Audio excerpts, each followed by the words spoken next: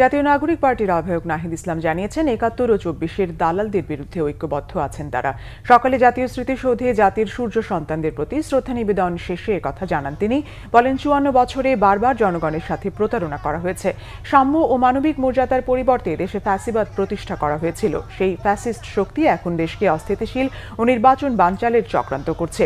নাহিদ ইসলাম বলেন, হাদির উপর হামলাকারীদের এখনও গ্রেফতার করতে পারেনি সরকার।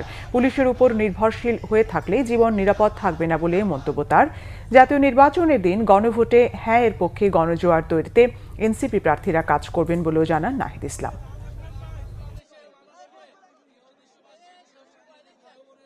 মুক্তিযুদ্ধের যে প্রতিশ্রুতি নিয়ে এই দেশ আমরা গঠন করেছিলাম, সেই দেশের আমরা বিনির্মাণ করতে পারি নাই।